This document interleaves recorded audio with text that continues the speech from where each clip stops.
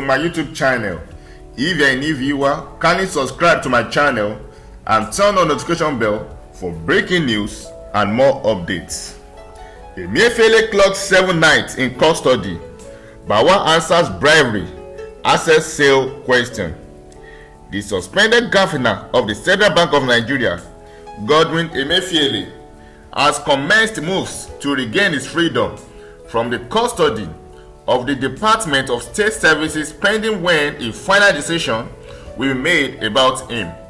On Friday, the embattled Apex Bank boss secured the order of a High Court of the Federal Capital Territory, which directed the Director General of the DSS, Yusuf Bichi, to allow him access to his lawyers and family members.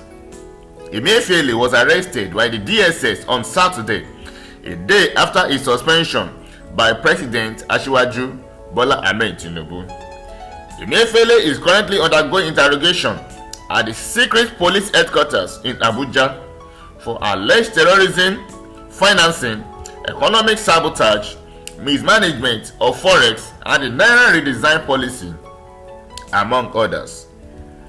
Justice Hamza Muazu of the Federal Capital Territory High Court made the order on Friday, stating that access to his lawyers and family members was Emefiele's constitutional right. The enrolled order dated Friday, June 16, 2023, read in part, the lawyers of the applicant shall have access to the applicant immediately and regularly at a reasonable time, pending the determination of the application.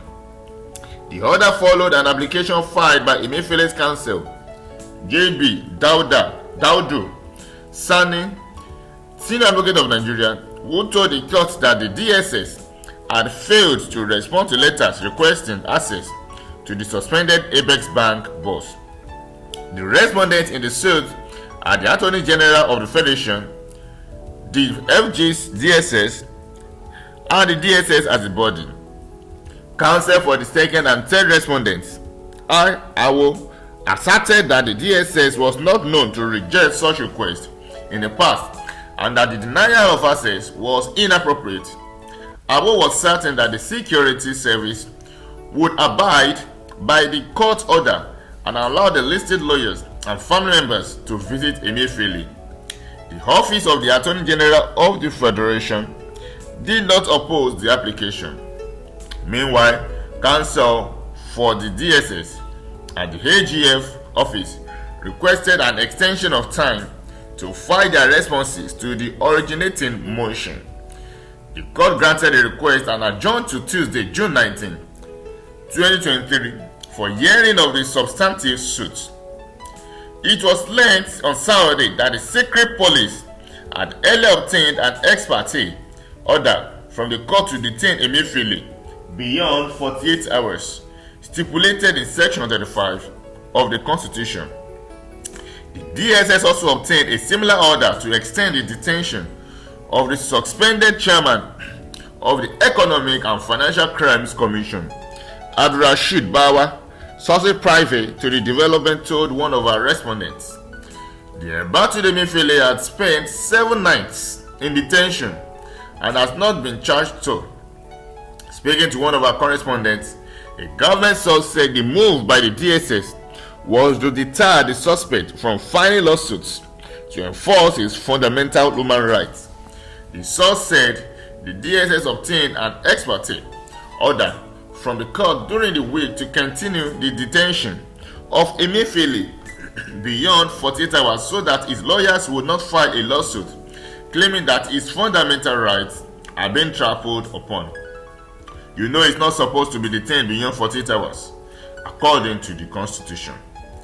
The service also got a similar order on Thursday concerning Bawa's detention to enable it to conclude interrogation and investigation over the allegations leveled against him. Meanwhile, the spokesperson for the DSS, Dr. Peter Afunaya, declined comment on the development following an inquiry. I have no comment on this, please, Afunaya simply said. Meanwhile, Emefiele's passport has been confiscated, while his home and office may be searched by operatives during the week, sources revealed. The suspended CBN governor is said to be arraigned by the service as he is still detained and being interrogated. It's not certain whether or not he will be arraigned this week, his sources have told us earlier this week. Another source stated, if the service had wanted to hurriedly charge him to court, it wouldn't have arrested him during the weekend, but he would have been arraigned since Tuesday. It was reported that following Emefiele's suspension last Friday, as a result of the ongoing investigation of his office and the planned reforms in the financial sector, the DSS arrested him in Lagos and flew him to Abuja in a private jet last Saturday. Afunaya had confirmed in a statement that Emefiele was taken into custody and was under investigation. However, a source in the DSS told one of our correspondents that it was standard procedure for his travel document to be seized pending the constitution of the ongoing investigation. The source added that the office and residence of the suspended Apex Bank governor would also be searched. Emefiele's travel document will be confiscated as part of the standard process pending the conclusion of an investigation. Also, as part of the investigation, his house and office will be searched for documents that can aid the ongoing investigation on the management of the CBN, the source said. Our correspondent had reported that other top directors of the CBN might also be arrested or invited for questioning over their roles in the administration of the Apex Bank.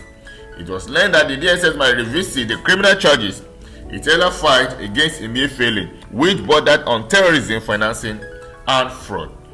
The Syria police similarly accused Emefiele of mismanaging the CBN subsidiary, Nigerian Incentive Bank-based risk-sharing system for agricultural lending, and the Anchor Borrowers Program. Meanwhile, indicators have emerged that the suspended chairman of the EFCC, Bawa, is being investigated by the DSS for alleged misappropriation of proceeds of assets seized by the anti-graft agency from suspects, among other issues. It was learned that Bawa was arrested and detained by the anti-graft agency in 2019 for alleged selling at least 244 trucks worth between 20 million and 30 million each to his cronies at the cost of 100,000 naira per unit, and the private account of about 4.8 billion naira in potential loot recovery. Sources spoke on condition of anonymity of most of the trucks were yet to be concluded when Bawa allegedly disposed of them. The source said in 2019, Bawa was arrested and questioned over the sale of about 244 trucks that were seized by our Port Harcourt zonal office, where he worked then as zonal head. That case is one of the major reasons why he was suspended and is being investigated.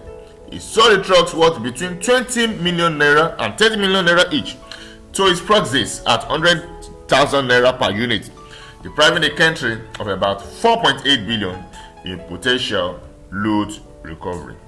This prompted the former EFCC Secretary Olukoyede to confront the FCC boss in 2019, and he was said to have received complaints that Bawa was tampering with assets undergoing forfeiture proceedings. Do not forget to subscribe to my channel and turn on the notification bell. Thanks.